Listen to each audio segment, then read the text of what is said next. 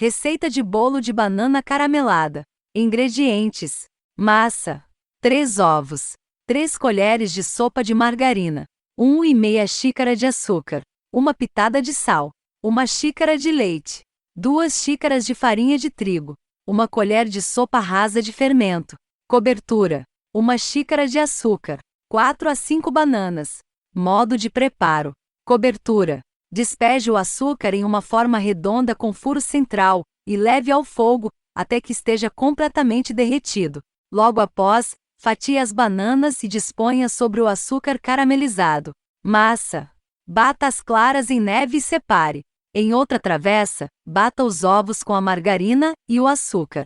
Acrescente a farinha, o leite, o sal e o fermento. Por último, misture as claras em neve e continue batendo. Despeje a massa na forma caramelizada com as bananas fatiadas. Leve em forno médio, 180 graus, pré-aquecido, por 30 minutos. Receita de bolo de maçã de liquidificador. Ingredientes: 2 xícaras de farinha de trigo, 2 xícaras de açúcar, 1 colher de sopa de fermento em pó, 1 colher de sopa de canela em pó, 1 pitada de sal, 3 ovos, 3 maçãs grandes, 1 xícara de óleo vegetal. Modo de preparo: unte polvilhe com farinha um tabuleiro médio, 23 por 35, ou uma forma de buraco no meio. Em uma tigela grande, peneirar a farinha e o açúcar. Juntar os demais ingredientes secos. Reservar. Descascar as maçãs, reservando as cascas. Picar em cubinhos. Bater no liquidificador os ovos, o óleo e as cascas da maçã. Juntar essa mistura na tigela com os ingredientes secos e misturar delicadamente.